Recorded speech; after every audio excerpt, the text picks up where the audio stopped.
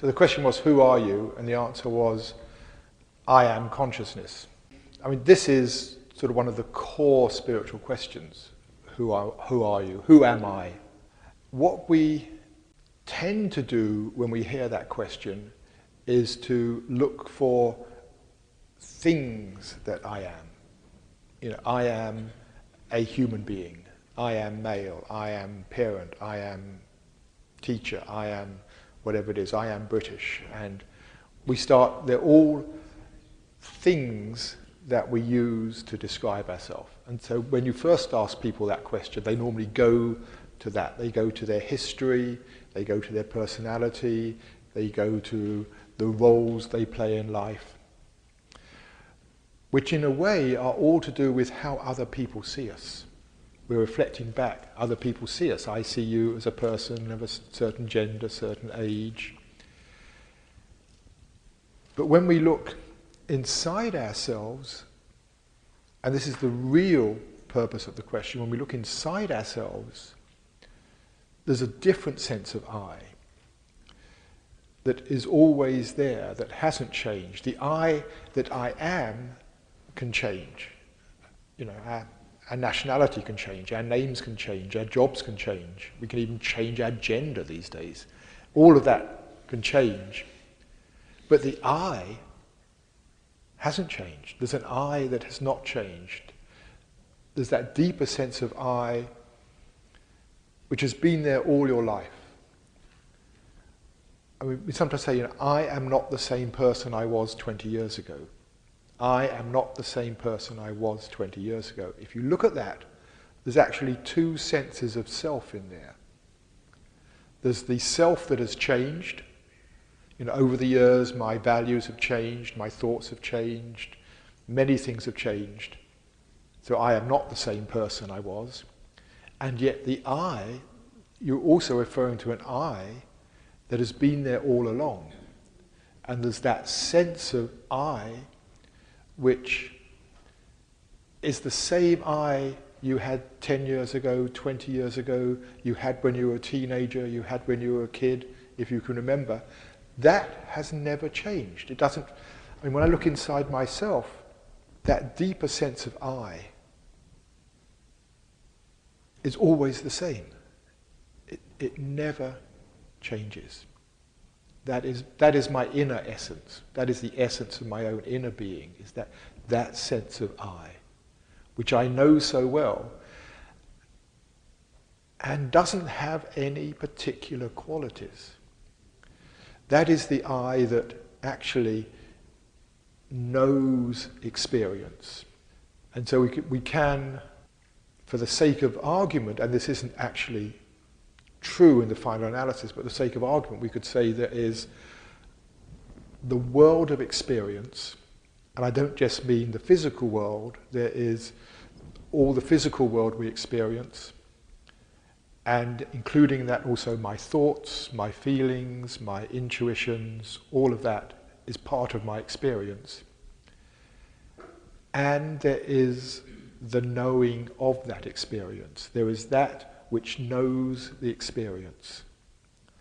And that is what's often called the pure self or the true self, the self that is knowing the experience. It's the self that is right now knowing this experience, that is knowing the feeling in my body of sitting in the chair, that knows the thoughts that are going through my mind. It is the knower, if you like, that knowing of experience. And that sense of self, the knower, hasn't changed. What is known changes the whole time.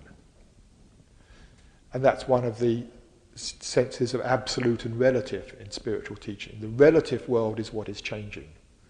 So the relative world is all the forms, the experiences, the thoughts, they're all changing. The absolute is the unchanging. And so the absolute is that sense of being, we could call it being, though because it is first person, it's more, I think amming is a better word.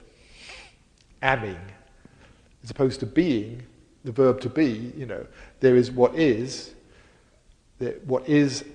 out there, but what when we become personal, because this sense of knowing has this deep, deep, deep sense of I. It is very, very personal.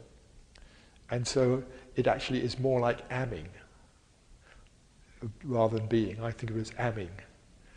That I always am, you know, A-M-I-N-G or A-M-hyphen-I-N-G. So that deep sense of I am is always there. That deep sense of I am is that which knows experience. And that never changes. Never changes. It's always the same. And I would suggest it's the same for you as it is for me. Because that deep sense of I am doesn't have any way of defining it.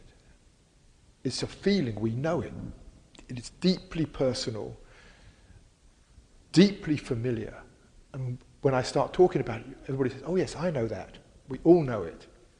It's so familiar. But there's no label we can put on it.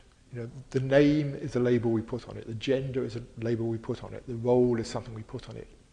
So this sense of I am has no particular individual qualities. And so that suggests to me that what I experience, what I know as my I amness, is exactly what you know as your I amness. So to come back to the answer that was given by your friend,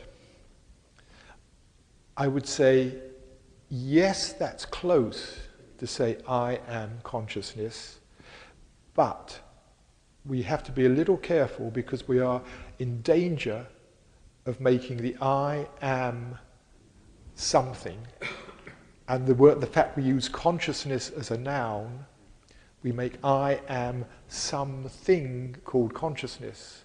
So I would suggest reframing that answer as I am the knowing of all experience. I am that which is conscious of my experience. I am that which is aware of this moment right now, and this moment right now, and this moment. So I am that which is aware. It's a slight shift from I am consciousness, but I think, you know, when we're really getting down to what is the truth, it's just an important modification.